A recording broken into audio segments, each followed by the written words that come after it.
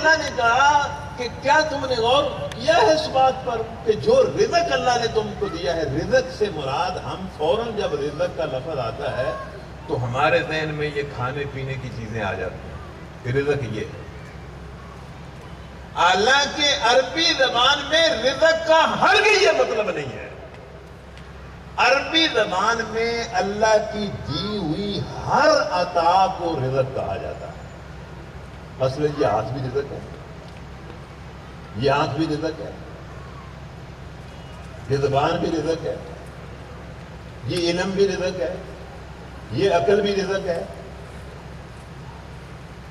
یہ رشتے اور تعلق بھی رزق ہے، ہر چیز رزق ہے۔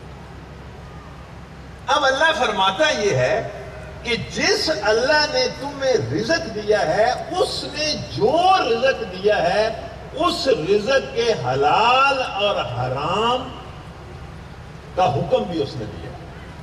مثلا اس نے اگر آنکھ دی ہے تو اس نے ساتھ ہی یہ بتایا ہے کہ اس آنکھ کا یہ استعمال حلال ہے اور یہ حرام ہے۔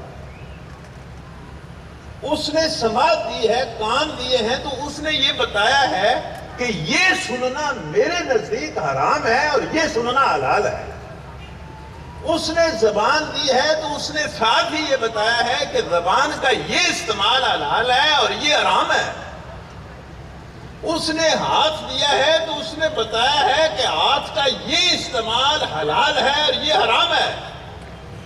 اس نے علم کی، عقل کی، سمجھ کی طاقت دی ہے تو اس نے یہ بتایا ہے کہ علم کا یہ استعمال غلط ہے، یہ حرام ہے، یہ حلال ہے۔ اس کے دیے ہوئے رزق کو تم نے اپنے فیصلے اور اپنے فتووں کی بنیاد پر اگر حلال اور حرام بنا لیا تو تم تباہ ہو جاؤ گے اور تم جہنم کا ایندھن بن جاؤ گے۔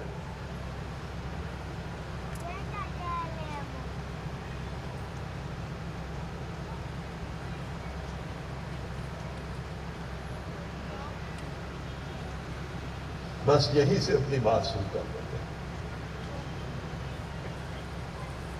یہی بات بنیاد بنا کر ہم یہ کہتے ہیں، اللہ کی یہ بات سنتے ہیں۔ اعوذ باللہ من الشیطان الرجیم، بسم اللہ الرحمن الرحیم۔ وہ ایک چیز کو حرام کہہ رہا ہے اور اس کو حکم دے رہا ہے، قُل لِّلْمُؤْمِنِينَ يَغُضُّوا مِنْ أَبْصَارِهِمْ وَيَحْفَظُوا فُرُوجَهُمْ۔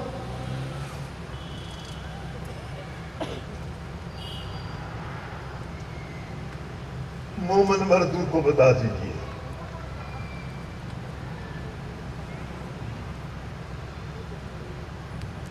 کہ اپنی نگاہ کو نیچے رکھیں، اس کی حفاظت کریں، اپنی عزت و عصمت اور حیا کی حفاظت کریں۔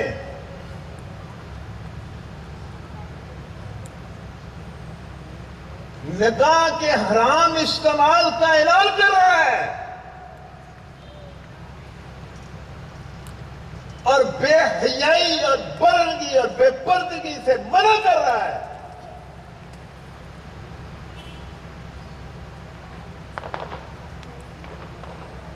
کس کو سمجھ نہیں آ رہی کہ اللہ کیا کہہ رہا ہے؟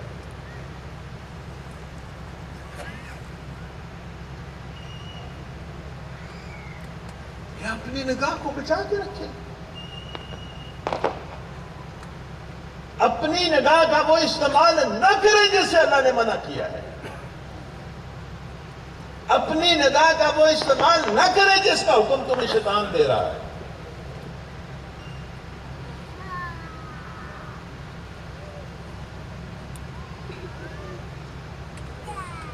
اگر تم نے نگاہ کا حرام استعمال کیا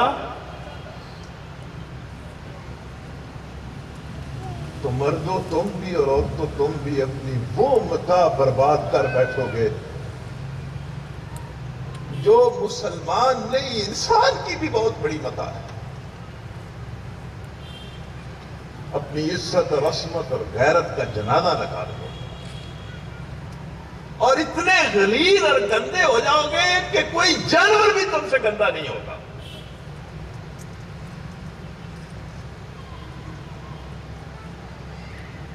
اتنے گندے ہو جاؤ گے کہ خود اپنی نگاہ میں اپنے آپ سے تمہیں بدبو آنا شروع ہو جائے گی. تم اپنے آپ کو ملامت کرنا شروع کر دو گے. تم خود اپنی نظروں میں گر جاؤ گے.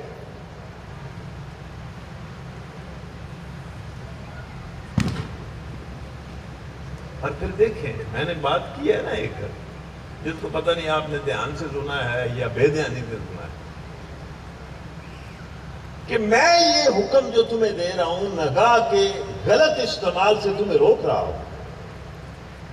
نگاہ میری دی ہوئی ہے، نظر میری دی ہوئی ہے، دیکھنے کی صلاحیت میں نے دی ہے، آنکھیں میں نے دی ہیں. یہ میرا اختیار ہے کہ میں اس میں جائز اور ناجائز تمہیں بتاؤں. اور یہ تمہارا فرض ہے کہ میری حدود کا احترام کرو. میں اللہ رب العالمین ہوں. الا لہ الخلق والامر، جس نے تخلیق کیا ہے اسے ہی امر دینے کا اختیار ہے. میں تمہیں یہ حکم کیوں دے رہا ہوں؟ دیکھیں یہ لفظ کتنے کمال ہیں کہ ذالک ازکی لہم. اے نبی ان کو بتاؤ کہ نظر کے جس استعمال سے میں تمہیں روک رہا ہوں تم رک جاؤ. یہ رکنا ہی تمہاری پاکیزگی کا ضامن ہے، ورنہ تم پلید ہو جاؤ. ذالک ازکی لہم.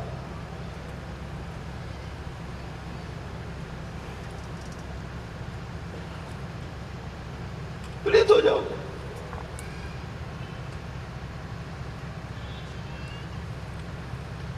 اور یہ پلیتی بندے کو تباہ کر دیتی تھی. سورہ انفال میں ایک آیت ہے جس کا مفہوم یہ ہے کہ قیامت کے دن میں ساری ناپاکی کو اکٹھا کروں گا. یعنی میں ساری نافرمانی، میری نافرمانی ناپاکی ہے، میری نافرمانی گندگی ہے، میں اس گندگی کو اکٹھا کروں گا. اس گندگی پر مزید گندگی کو اکٹھا کروں گا اور اس ساری گندگی کے ڈھیر کو اٹھا کر جہنم میں پھینکوں گا. یہ لفظ ہے سورہ انفال. یا اللہ ہمیں گندگی سے بچائیں، ہمارے بچوں کو گندگی سے بچائیں، ہماری بچیوں کو گندگی سے بچائیں. اور یہ گندگی جہاں بہت کچھ لوٹ کے لے جاتی ہے، وہاں انسانی ضمیر اور انسان کی جو ایگو ہے اس کے اندر جو پتہ نہیں کیا چیز اللہ نے بنائی ہے، اس کے اطمینان کو بھی لوٹ کے لے جائے، اس کے سکون کو بھی لوٹ کے لے جائے.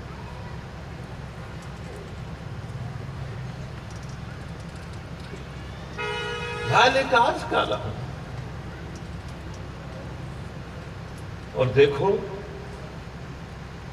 میں نے پرسوں کہا تھا کہ اللہ کے جو سچے اور مبنی پر انصاف کلمے ہیں ان کی بنیاد پر ہی اللہ نے انسانوں کی قسمت کے فیصلے دنیا اور آخرت میں کرنے ہیں.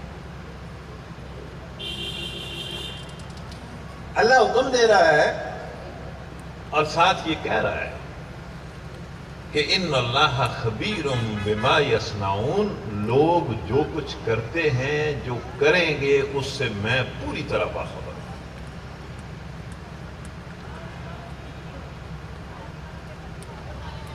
جو حکم میں نے دیا ہے وہ بھی میں نے واضح دیا ہے، کوئی اس میں ابہام نہیں ہے. اور اس حکم کے رد عمل کے طور پہ انسان جو کچھ کرتے ہیں یا کریں گے اس کو میں اچھی طرح جانتا ہوں. میں کسی چیز سے لا علم نہیں.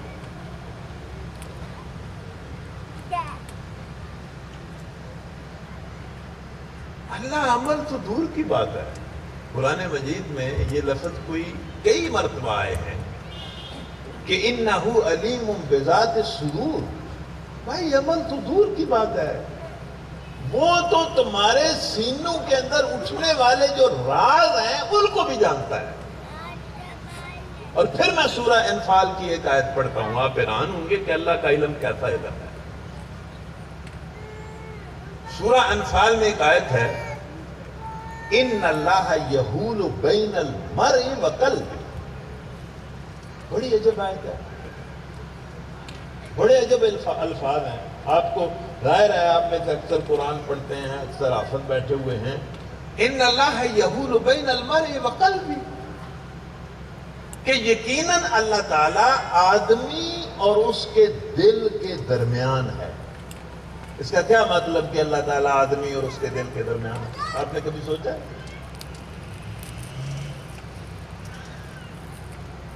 کہ اللہ تعالیٰ جو ہے وہ آدمی کے دل اور اس کے دل کے درمیان ہے.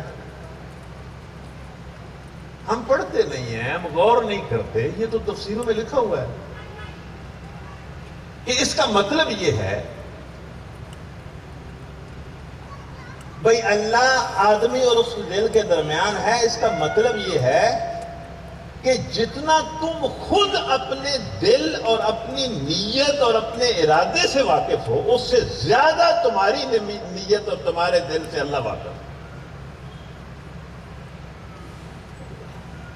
مطلب انسان اپنی نیت کے کتنا قریب ہے. آپ دیکھیں نا، کوئی اس انسان اور اس کی نیت کے درمیان کوئی فاصلہ ہے؟ آپ تلاش کر لیں اپنی نیت اور اپنے دل کے، اپنے اور اپنی نیت کے درمیان کوئی فاصلہ بنا لیں. کوئی فاصلہ بنتا ہے؟ کوئی فاصلہ نہیں بنتا. لیکن اللہ فرما رہا ہے کہ تم جتنا اپنی نیت سے واقف ہو، اس سے زیادہ میں تمہاری نیت سے واقف ہوں.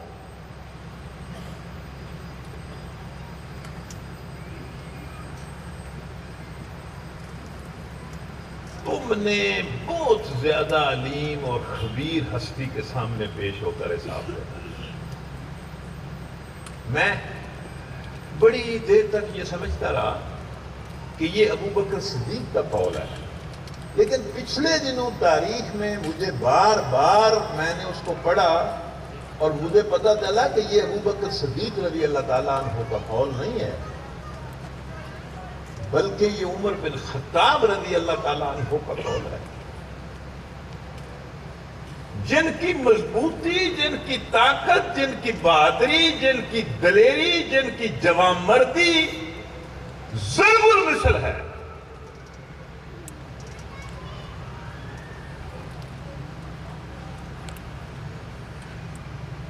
ضرب المثل ہے. یہ ان کا قول ہے کہ وہ اکثر کہا کرتے تھے کہ عمر کاش تو تن کا ہوتا اور تجھے کوئی بھیڑ بکری رونق جاتی یا کھا جاتی، تجھے اللہ کے سامنے پیش ہو کر اپنے اعمال کا حساب نہ دینا پڑے. یہ حضرت عمر بن خطاب کا قول ہے رضی اللہ تعالی.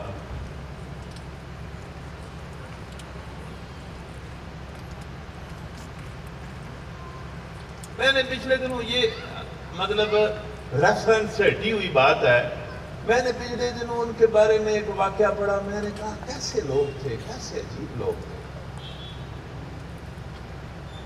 کہ قادسیہ کی جنگ ہو رہی ہے اور قادسیہ مدینے سے بہت دور ہے، کوئی ٹیلی فون نہیں ہے، کوئی گاڑی نہیں ہے، کوئی جہاز نہیں ہے، کچھ پتہ نہیں ہے مدینے میں وہاں کیا ہو رہا ہے. عمر بن خطاب رضی اللہ تعالیٰ عنہ کو نہ نیند آتی ہے نہ چین ہوتا ہے کہ پتہ نہیں وہاں کیا ہو رہا ہے. رات کو سوتے نہیں، صبح اٹھتے ہیں تو قادسیہ کی طرف جانے والے راستے کی طرف بڑے عجیب طریقے سے چل پڑتے ہیں کہ کوئی بندہ وہاں سے آ جائے اور مجھے بتائے کہ وہاں کیا ہو رہا ہے. میری فوج اللہ کے راستے میں لڑنے کے لیے گئی ہے، مجھے کوئی پتہ نہیں کہ کیا ہو رہا ہے. ایران کے ساتھ مقابلہ ہے اور ایران اس وقت کی سپر پاور ہے. ایک دن عمر اٹھتے ہیں، قادسیہ کی طرف چلتے ہیں، 6 میل 7 میل 8 میل پیدل چلتے ہیں، ایسے ہی کہ کوئی بندہ ادھر سے آئے، کوئی خبر بتائے. انہیں ایک اونٹ سوار نظر آ جاتا ہے جو اپنے اونٹ کو تیز تیز دوڑا رہا ہے. اس کو اس طرح روکتے ہیں، بھائی تو کون ہے، تو کہاں سے آیا؟ وہ سنتا نہیں، وہ اونٹ کو تیز دوڑاتا ہے.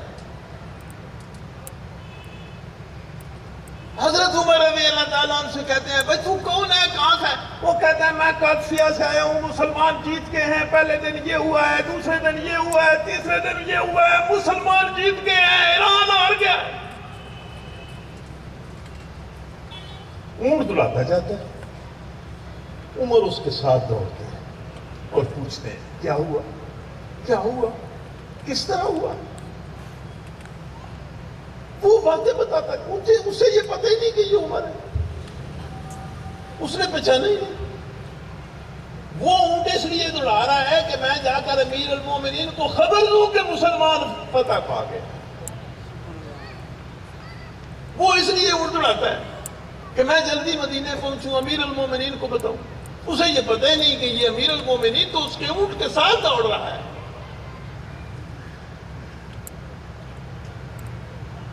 جب مدینہ آ جاتا ہے لوگ اکٹھے ہو جاتے ہیں، یا امیر المومنین، یا امیر المومنین، آپ کو پسینہ آیا ہوا ہے، یہ آپ کی کیا حالت ہے، آپ کی.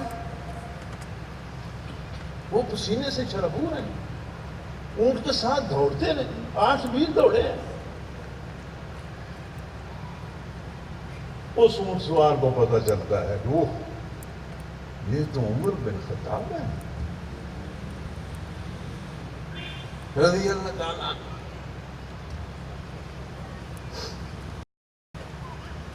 وہ شرم سے پانی پانی ہو جاتا ہے، اونٹ سے اتر آتا ہے، کہتے ہیں آپ نے مجھے کیوں نہیں بتایا، مجھے کیوں نہیں بتایا، میں تو اس اونٹ کو دوڑاتا ہی آپ کے لیے رہا. عمر رضی اللہ تعالیٰ عنہ کہتے ہیں کہ تیرے منہ سے فتح کی خبر سن کر جو خوشی مجھے ملی ہے تو اسے جانتا ہے. اگر میں تجھے بتا دیتا کہ میں عمر ہوں تو تیری زبان میں وہ بے تکلفی ختم ہو جاتی اور پھر تو پتہ نہیں کس طرح بات کرتا.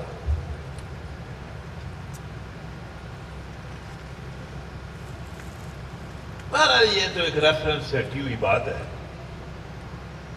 کل للمومنین یغضوا من ابصارہم. وہ یار یہ میڈیا یہ کہتے ہیں، دانشور یہ کہتا ہے، سیاح یہ کہتا ہے، یار کیا کرتے ہو؟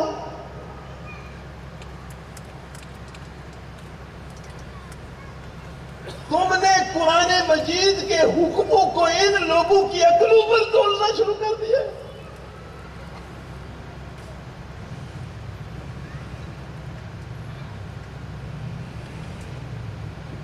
تم حالات کے ہاتھوں شکست کھا گئے ہو.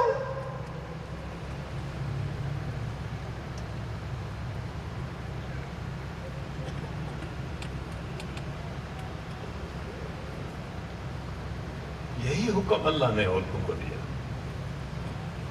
اور فرمایا وَقُلْ لِلْمُؤْمِنَاتِ يَغْضُضْنَ مِنْ أَبْصَارِهِنَّ وَيَحْفَظْنَ فُرُوجَهُنَّ.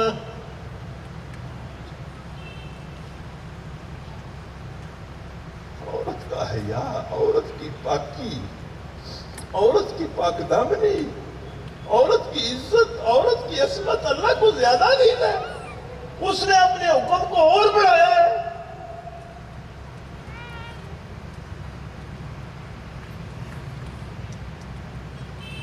یہ ماں، بہن اور بیٹی مجھے بھی بڑی عزیز ہے.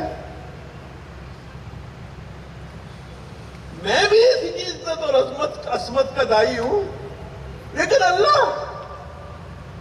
مرد کو حکم دیتا ہے، چھوٹا حکم دیتا ہے، تھوڑا حکم دیتا ہے، اس کی زیادہ وضاحت نہیں کرتا. عورت سے زیادہ بات کرتا ہے.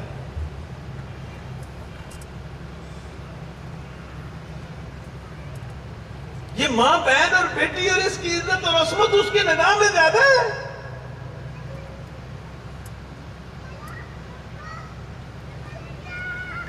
وہ کہہ رہے ہیں کہ اے محمد صلی اللہ علیہ وسلم ان عورتوں سے یہ کہیں کہ یہ بھی اپنی نگاہ کو بچائیں. بالکل وہ لفظ ہیں جو مردوں سے کوئی فرق ایک رائی کا فرق بھی نہیں ہے. لیکن ساتھ یہ بھی کہتا ہے وَلَا يُبْدِينَ زِينَتَهُنَّ إِلَّا مَا ظَهَرَ مِنْهَا.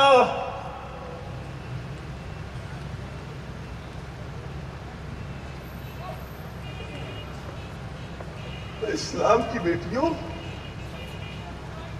تمہاری زینت، تمہارا حسن، تمہاری خوبصورتی اللہ کو اتنی پسند ہے، وہ کہہ رہے ہیں اس کو چھپا کے رکھو، اس کو سنبھال کے رکھو.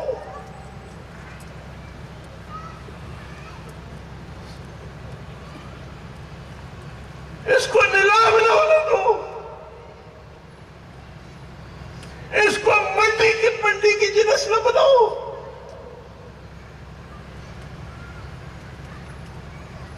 تم نہیں جانتے تمہارا حیا اور تمہاری عصمت اللہ کو کتنی عزیز ہے.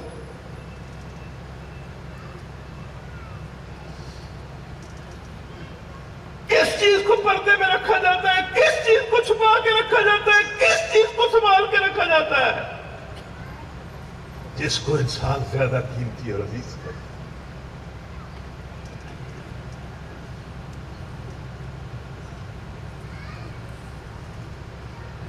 پتہ نہیں میں کیا کہہ رہا ہوں، پتہ نہیں آپ کیا سن رہے ہیں. وَلَا يُبْدِينَ زِينَتَهُنَّ إِلَّا مَا ظَهَرَ مِنْهَا وَلْيَضْرِبْنَ بِخُمُرِهِنَّ عَلَى جُيُوبِهِنَّ.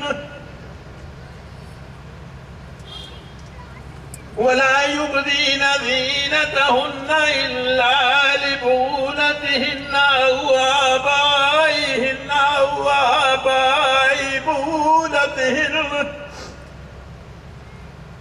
أو أبنائهن أو أبناء بولتهن أو إخوانهن أو بني إخوانهن. کتنی وضاحت، کتنی تشریح، کتنی جزیات کے ساتھ اللہ بات کر رہا ہے.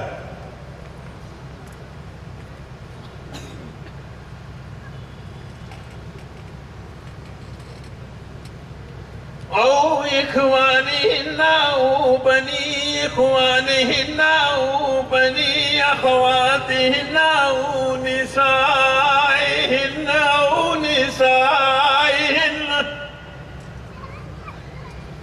بڑے عجیب الفاظ ہیں. دوستو، اپنی زینت کو، تمہاری زینت اتنی قیمتی ہے کہ اپنی زینت کو کچھ عورتوں سے بھی چھپاؤ، کچھ عورتوں سے بھی چھپاؤ. جن عورتوں کو اس زینت کی قدر و قیمت پتہ نہیں ہے، جو اس کی قدر کو نہیں جانتی، ان سے چھپاؤ.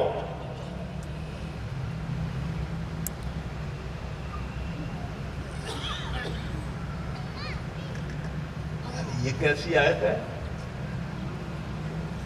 اور ہم کہاں پہنچ گئے ہیں؟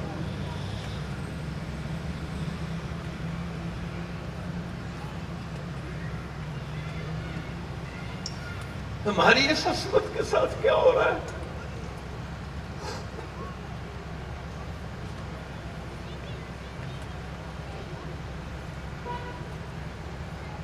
او ما ملكت ايمانهن بالتابعين غير اولي الاربة من الرجال او التابعين غير اولي الاربة من الرجال او الطفل الذين لم يظهروا على عورات النساء ولا يضربن بأرجلهن ليعلم ما يخفين من زينتهن.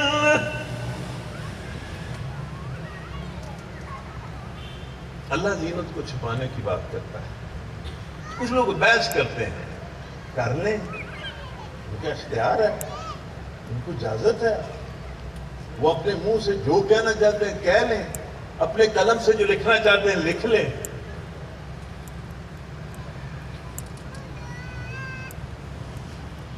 اللہ ان بچیوں کو اپنی زینت، ستر نہیں اپنی زینت کے چھپانے کا حکم دیتا ہے۔ کچھ لوگ کہتے ہیں کہ چہرہ زینت میں نہیں ہے اس لیے اس کا پردہ نہیں ہے۔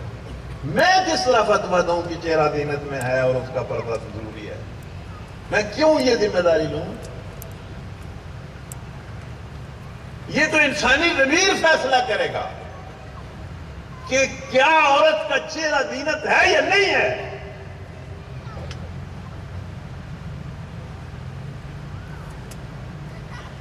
اللہ تو مسلمان عورت کو اپنی زینت چھپانے کا حکم دیتا ہے، اور اس حد تک حکم دیتا ہے کہ وَلَا يَضْرِبْنَ بِأَرْجُلِهِنَّ لِيُعْلَمَ مَا يُخْفِينَ مِنْ زِينَتِهِنَّ۔ کہ ان مومن عورتوں کو کہو کہ یہ پاؤں مار کر نہ چلا کریں، کہ ان کے جوتے کی آواز اور ان کے پاؤں میں پہنی ہوئی کسی زینت کی آواز دوسرے کو جائے۔ کیا مطلب ہے اور اس کے سوا اس کا؟ جو شریعت اور جو اللہ کا قرآن اور جو نبی کی سنت پاؤں میں پہنی ہوئی زینت کی آواز کو چھپانے کا حکم دیتی ہے، چہرہ کھولنے کا حکم وہ دیتی ہوگی، مجھے تو سمجھ۔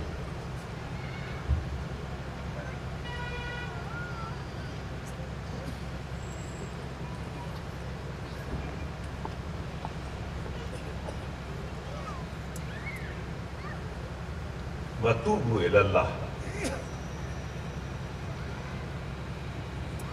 مردوں اور عورتوں، وَتُوبُوا إِلَى اللَّهِ جَمِيعًا أَيُّهَا الْمُؤْمِنُونَ، سارے کے سارے مومن اور مردوں اور عورتوں، اس حیا اور پردے کے معاملے میں تم سے جو چھوٹی بڑی کوتاہی ہوئی ہے اس سے توبہ کرو۔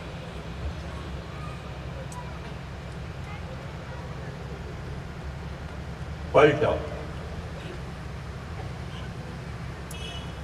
گھر برباد ہو جائیں گے، گھر برباد ہو جائیں گے، ادب اور لحاظ ختم ہو جائے گا، سکون اور چین جاتا رہے گا، جنت دور ہو جائے گی، جہنم قریب آ جائے گی۔ توبہ کرو۔ وَتُوبُوا إِلَى اللَّهِ جَمِيعًا أَيُّهَا الْمُؤْمِنُونَ، اے مومن مردوں اور عورتوں، اس حیا اور پردے کے معاملے میں اللہ کے حکم کہ الرغم تم سے جو کوتاہی اور غلطی ہوئی ہے اس سے توبہ کرو۔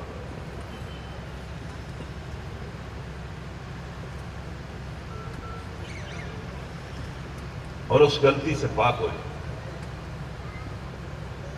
لعلکم تفلحون، تاکہ تم فلاح پاؤ۔ پاکیزگی بھی اسی حیا اور پردے میں ہے اور فلاح بھی اسی حیا اور پردے میں ہے۔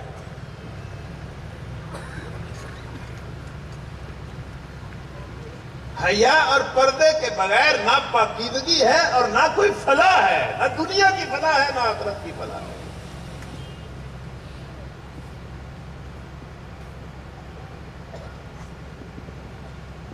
اب اس کی تفصیلات میں جتنا چاہیں جائیں، جتنا چاہیں نہ جائیں، میں تو اس بات کو نہیں مانتا اور میں کبھی بھی نہیں مانوں گا، اس لیے کہ میری زندگی میں مجھے یہ بارہا کسی نے بتایا ہے کہ کوئی ترجمہ، کوئی تفسیر، قرآن مجید کی تشریح میں کی جانے والی کوئی تقریر، کوئی درس قرآن کے متن کا مقابلہ نہیں کر سکتا۔ قرآن کا متن جتنا واضح ہے، 2 اور 2 4 کی طرح ہے، جتنا بالکل کلیئر ہے، کوئی درس اسے کلیئر نہیں کر سکتا، اس سے زیادہ کلیئر نہیں کر سکتا۔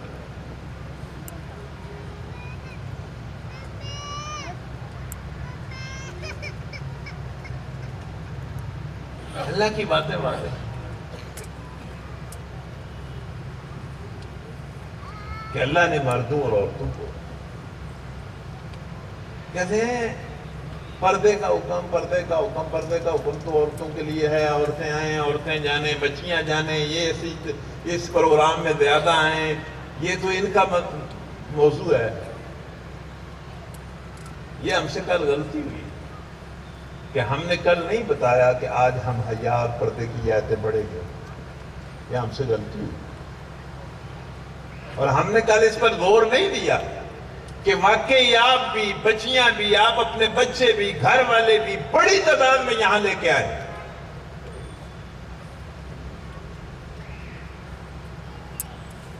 اور کافروں کی پھیلائی ہوئی اس گندگی کے مقابلے میں حوصلہ پیدا کریں، اللہ کے سامنے جھکنے کا تہیہ اور فیصلہ کریں۔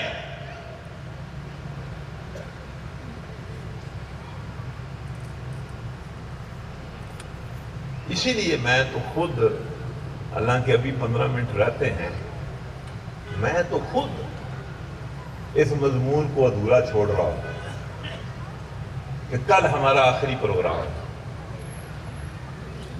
پرسوں کی بجائے کل آخری پروگرام، اس لیے کہ ہم نے محسوس کیا ہے، آپس میں مشورہ کیا ہے کہ اس پروگرام کو ہم بہت بڑا کرنا چاہتے ہیں، ہماری دعا ہے، ہمارا ارادہ ہے، ہم چاہتے ہیں، ہماری خواہش ہے کہ یہ بہت بڑا ہو، بہت ہی بڑا ہو، بہت ہی بڑا ہو۔ وہ قرآن کوئی محتاج نہیں ہے اس کے بڑا یا چھوٹا ہونے کا، قرآن غنی ہے، جس طرح قرآن والا غنی ہے اسی طرح قرآن غنی ہے، محتاج تو ہم ہیں، فقیر تو ہم ہیں، ہماری یہ ضرورت ہے، ہمارے گھروں کی یہ ضرورت ہے، ہمارے بچوں کی یہ ضرورت ہے، ہماری بچیوں کی یہ ضرورت ہے۔ ہم تو چاہتے ہیں کہ یہ پروگرام بہت بڑا ہو، اور اس لیے میں یہ کہہ رہا ہوں کہ ہم چند دوستوں نے سوچا کہ سنڈے نائٹ کی بجائے جو سیچرڈے نائٹ ہوتی ہے لوگوں کے لیے زیادہ آسان ہوتی ہے، کیونکہ اگلے دن چھٹی ہوتی ہے۔ اس لیے میں تو آپ سے کہتا ہوں کہ جن آیات کو، ان آیات کے بھی مفہوم کو میں ادھورا چھوڑ رہا ہوں، خود ادھورا چھوڑ رہا ہوں، اور سورہ احزاب کی 2 آیتیں، 2-3 آیتیں ابھی باقی ہیں، میں چاہتا ہوں کہ ہم کل پڑھیں، کل اس پر مزید وضاحت کریں، اور آپ بالکل پورے اسلام آباد اور پنڈی اور مری تک، ارد گرد تک پورا زور لگا کر لوگوں کو جمع کریں، جہاں ہم کل حیا اور پردے کی بات کو بھی مکمل کریں، وہاں ہم انسانی اخلاقیات اور معاشرت کے جو آداب ہیں جو سورہ حجرات میں آئے ہیں وہ بھی لوگوں کے سامنے بیان کریں۔ معاشرت کے کیا آداب ہیں؟ پچھلے دنوں میں نے ایک واقعہ سنا، میں حیران ہو گیا کہ مسلمان کس قسم کی مخلوق تھے۔ نبی صلی اللہ علیہ وسلم نماز پڑھاتے ہیں، اور نماز سلام پھیرتے ہیں، نماز مکمل کرتے ہیں، اور دیکھتے ہیں کہ ابو دجانہ جو ان کے بڑے مخلص صحابی ہیں، بڑے قریبی صحابی ہیں، بڑے بہادر صحابی ہیں، اور بڑے پیارے صحابی ہیں، حضرت ابو دجانہ رضی اللہ تعالیٰ عنہ جو ہی نبی صلی اللہ علیہ وسلم سلام پھیرتے ہیں وہ اٹھ کر چلے جاتے ہیں، بیٹھتے نہیں ہیں، آیت الکرسی بھی نہیں پڑھتے، کوئی ورد نہیں کرتے، کوئی وظیفہ نہیں کرتے، جو ہی نبی صلی اللہ علیہ وسلم سلام پھیرتے ہیں ابو دجانہ اٹھ کر چلے جاتے ہیں۔ ایک دن اللہ کے رسول دیکھتے ہیں، دوسرے دن دیکھتے ہیں، تیسرے دن دیکھتے ہیں، چوتھے دن دیکھتے ہیں، ایک دن ابو دجانہ کو بلا لیتے ہیں۔ وہ ابو دجانہ اللہ ان پر کروڑوں رحمت کرے، اور تو کیا کرتا ہے؟ یہ فجر کی نماز کے بعد کا وقت، یہ تو بڑا بیٹھنے کا وقت ہوتا ہے، یہ تو بڑا دعائیں مانگنے کا وقت ہوتا ہے، یہ تو بڑے ورد وظیفے کا وقت ہوتا ہے، تو اٹھ کے بھاگ جاتا ہے، تو کیا کرتا ہے؟ ابو دجانہ بول پڑتے ہیں اور بتاتے ہیں کہ اے سارے پیاروں سے زیادہ پیارے، جو اخلاق آپ نے سکھایا ہے وہ مجھے مجبور کرتا ہے کہ اٹھ جاؤ۔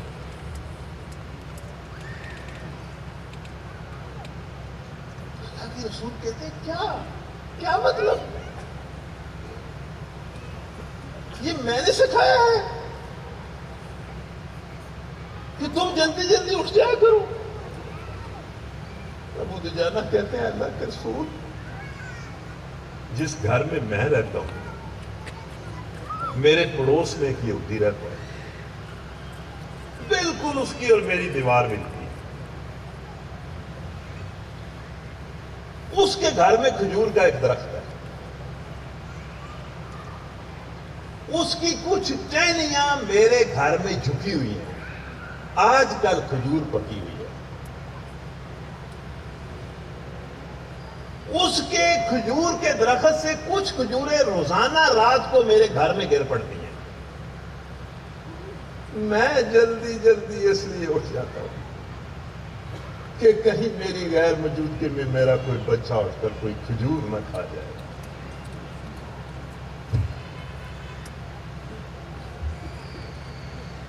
اور یہودی کا وہ مال میرے بچے کے پیٹ میں چلا جائے۔ میں دوڑتا ہوں اور جا کر وہ ساری کھجوریں چنتا ہوں، یہودی کا دروازہ کھٹکھٹاتا ہوں اور کھجوریں اسے دیتا ہوں کہ اپنا مال لے لو۔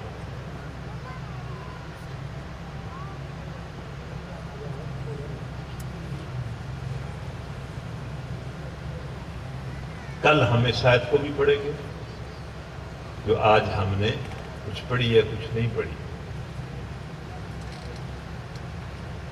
اس میں بات تو یہی ہے،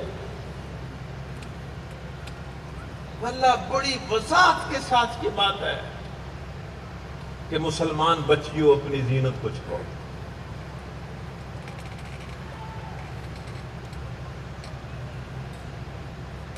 کوئی غیر محرم تمہاری زینت نہ دیکھ سکے۔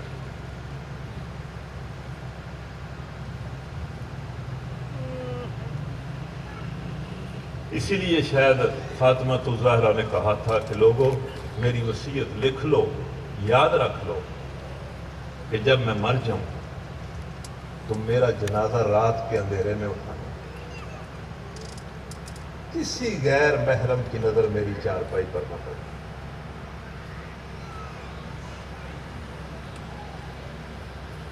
میرا جنازہ رات کے اندھیرے میں اٹھانا۔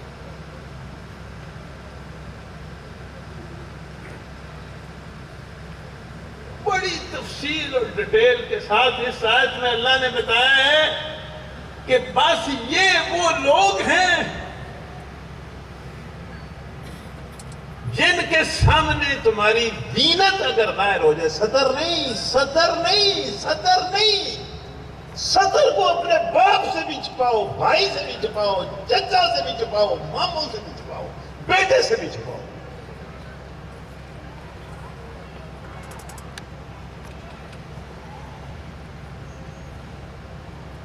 زینت کو صرف ان مردوں کے سامنے، وہ بھی بڑی حیا کے ساتھ کوئی زینت ظاہر ہو جائے،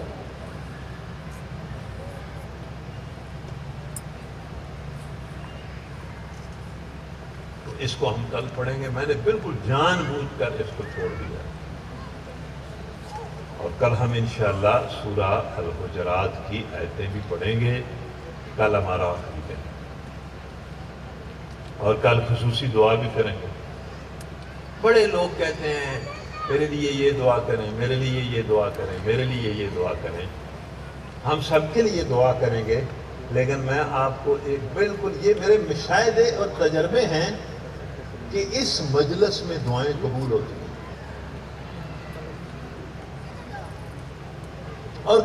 کئی لوگ یاد ہیں، کئی بچیاں مجھے یاد ہیں، کئی مائیں مجھے یاد ہیں کہ انہوں نے کہا ہمارے لیے دعا کریں. پھر ان کے ٹیلی فون آ گئے، وہ آپ نے دعا کی تھی تو دعا تو قبول ہو گئی.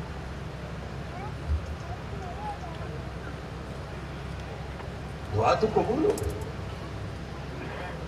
تو اس لیے یہ گزارش ہے، حالانکہ اس میں گزارش کرنے والی کوئی بات نہیں. میں تو کہتا ہوں کہ یہ فعل پاس کی بات بھی آج آپ خود ہی سوچ لیں، لیکن کل تو سارا دن اس کے لیے محنت کریں اور لوگوں کو اکٹھا کریں. یہ امر بالمعروف اور نہی عن المنکر ہے، یہ خیر کی دعوت ہے، اور آپ کے پاس موقع ہے، بچیوں کے پاس بھی موقع ہے، آپ کے پاس بھی موقع ہے. باقی اب وہ بات مجھے ویسے کرنی نہیں چاہیے تھی، لیکن میں نے ولی اللہ صاحب سے کہا ہے کہ چلیں میں کر دیتا ہوں.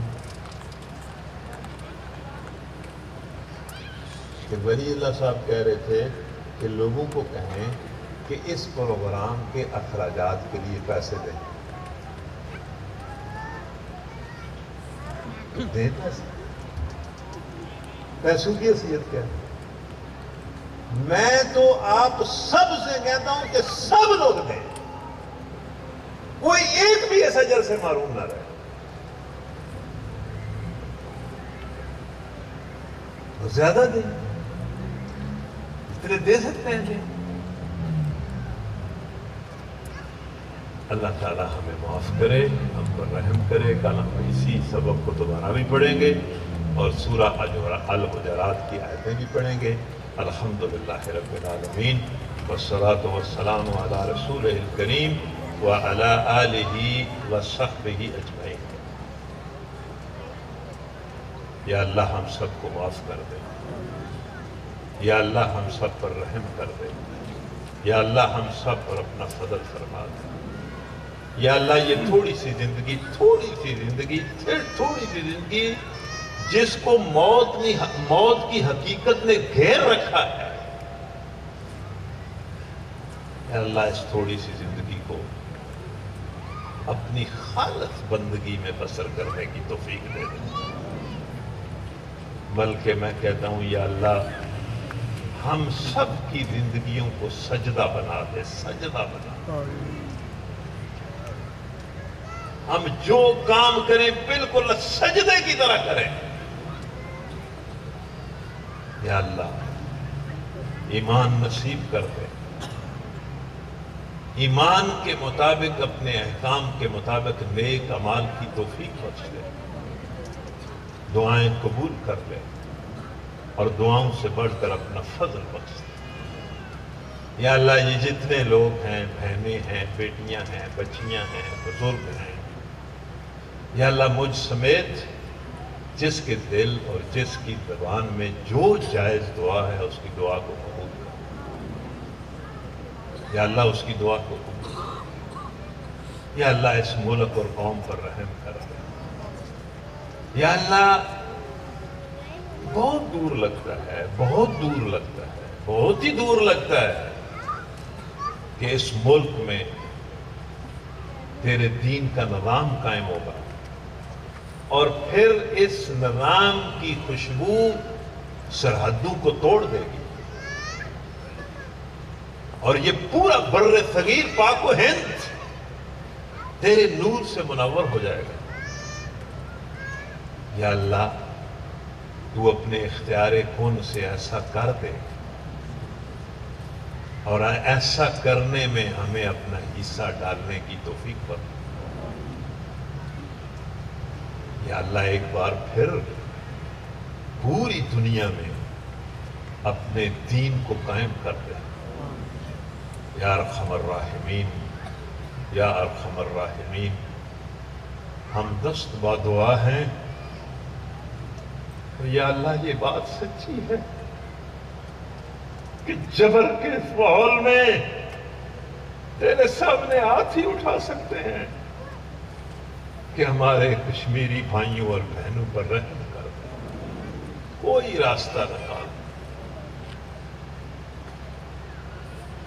کوئی راستہ نکال دو، اور یا اللہ ان بچیوں کی عزت و عصمت کو بچا لے۔